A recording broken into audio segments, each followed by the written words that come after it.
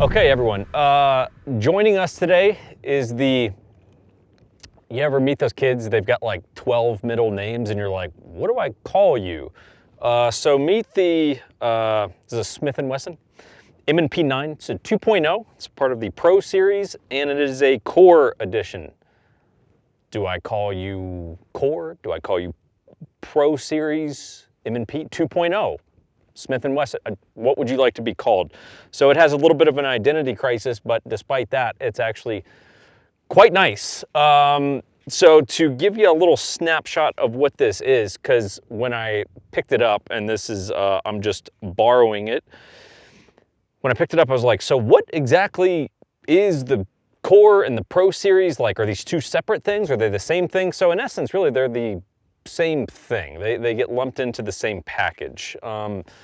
And so what we've got here is a standard M&P 9, so it's 4 1/4 inch barrel. So this would be, I believe Glock 17s are right at the same thing, because a standard a Glock 19 is right at 4. I believe a 17 is 4 1/4. So this is, you know, I would compare it to a Glock 17 because it's a 17 round capacity, 4 1/4 inch slide, and what the Pro C.O.R.E is, so the C.O.R.E stands for, it's Smith & Wesson's optics ready system. So what it stands for is competition optics ready system. I don't know why they decided to leave the S off. I would have called it C.O.R.E's competition optic ready system. So, you know, whatever, just if you're gonna go balls deep, right? And throw the S on there to rock out the systems part of C.O.R.E's.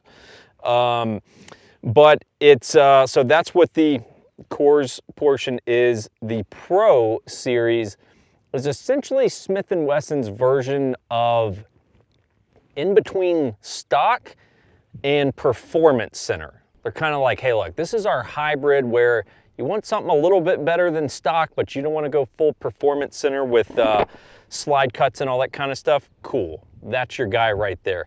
I would say it is largely going to appeal to, not like exclusively by any means, because it'd be good for anyone, but it would definitely appeal to like a law enforcement crowd who basically needs a stock gun with very little modifications to no modifications, but would like the ability to run a red dot. Honestly, I mean, that's a great LE gun right there. Like really solid.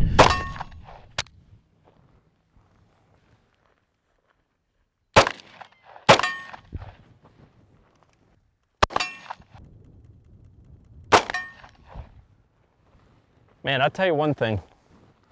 The red dot pistol shooters, there's one thing that is undeniable. It is a lot easier to be accurate at distance. Like, it just is. Like, that's about, you know,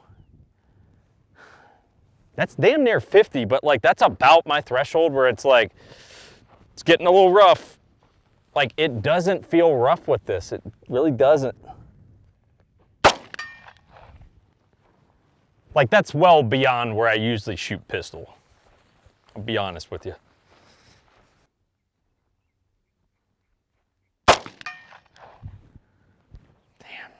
Red dot's winning me over. Winning me over, man. All right, I mean, we're 90?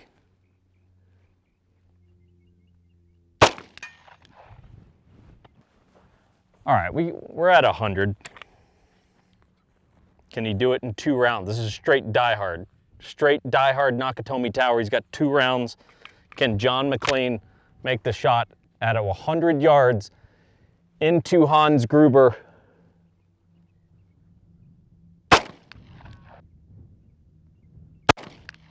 No, he cannot. He cannot. But what if John McClane had a pocket full of more bullets? Maybe he could then. There it is. So yeah, let's break down a couple more things here. We've got a pretty aggressive grip texture, honestly. I don't think it's necessarily more aggressive than a standard M&P, but we do have a nice amount of traction on that. It would be great if they would add it underneath the trigger guard there, but that's just a personal preference thing. I just like having that index point to build my grip from that basis. Something that's great and a problem. Well, before we hit that, the magazine release can be flipped to the other side. I have opted not to do that today just because it's my gun and I wasn't going to be with it for an extended period of time, so I figured I'd just suck it up and deal with it being a tad bit loose. It's a little more loose than I would like to see, because if you're shooting as a lefty, you've got a decent chance that you're going to drop that mag depending on hand dimensions and all that kind of stuff. A nice feature, but it's problematic. Okay, so it's a nice thought, but it's a problem, and we are going to be addressing this on a Glock 19 Gen 5 MOS video from today as well, is this ambi slide release. It is a great thought, but it's also a problem. The problem is that it's pretty damn sharp. The guy who owns this gun, which is Jeff over at RDR Gear, I'm only saying that because I don't know what exactly he has done to the screen or the glass on this red dot, like if he wiped his ass with it every day since he's owned it, but it's the most blurry thing I've ever seen in my entire life, and it doesn't get better when you try to clean it. But he actually even shaved down some of that sharp lip that is the slide release. The problem is it's oversized, and they even say that on the Smith site. They're like, hey, it's an oversized slide release. So the problem is, no matter which, if you're righty or lefty, you've got a pretty decent shot that your hands are going to engage that slide release because it's oversized. And on last round, you got a pretty decent shot that your slide is not going to lock back unless you compromise your grip so that you get slide lock. So it's kind of a lose-lose. It's like, well, would you rather have a shittier grip so you get slide lock, or a really solid high grip, but you're gonna have a click instead of a bang when you're actually empty, right? So a little bit of a problem there. But beyond that, I have to tell you, I really like it. Like, I really like it. There was a phase when I thought, okay, I'm gonna, go a little bit more hard on polymer guns, and I was starting to get into Smiths, and I had a couple M&Ps. I had just a 2.0 compact, and then I had one that was from Agency Arms, and man, they're good. I gotta tell you, like the retail price on that thing is $700, and an MSRP of $700 on that gun, I feel is extremely, extremely fair. Their trigger out of the box, you go look, you could drop in an Apex trigger or something, but here's the truth. There's a shit ton of pre-travel, like an actual yard of pre-travel, but then you hit a wall, very, very distinct wall, and there's very little after that. And the reset, they made it sound like this was with the Pro Series, although I kind of think it's probably every M&P, but they made it sound like it's a more audible reset than it would normally be. I think that's all M&Ps, but maybe it's just the Pro Series. It's certainly not. I'm just doing that by the mic so you guys can hear it. It's definitely not a loud reset, but you can hear it and you can feel it. It's not super, super soft, but it is on the soft side.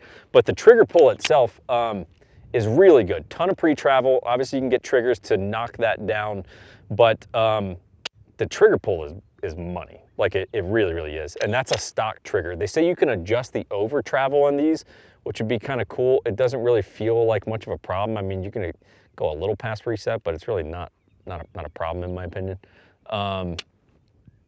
So yeah,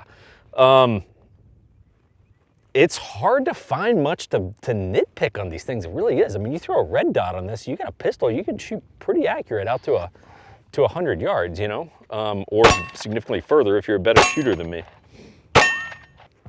So final thoughts on this bad boy. It's kind of one of these more rare occasions for me where I go, man, to be honest with you, I don't really have that much to say. It's good. Like, it's just good. I mean, at $700, that's a damn good gun. Like, it really is. I mean, obviously, you're going to have the cost of a red dot if you want to throw that on there. But, dude, that's a good gun, man. I mean, by far the biggest thing that I would nitpick would be the oversized slide release. Not a fan of that at all, really. But beyond that, it's like, dude, Trigger pull's money. You've got really good grip purchase on it. We've got a 17 round gun. We've got the ability to throw on a red dot. This one, for people who like to clean their guns, comes with a Performance Center cleaning kit. Ooh, right? So you might like that. Or if you don't, put it on eBay, you know, get 12 bucks for it or something. I don't know, you do you. But it's solid, man. I mean, it would be the comparable of like a MOS Gen 5 Glock. Like that'd be the closest thing you can compare it to. I mean, they call these slide serrations up here, which, meh, come on. The only reason they don't have slide serrations on the slide is because there's too many damn names up there. I've got M&P 9 Pro Series. I have a graphic of a red dot, and then I've got C.O.R.E, and then I've got M2.0, and then I've got a Smith & Wesson logo. I am not exaggerating. That is all on this slide, which is probably why we have these little shit slide serrations versus good ones.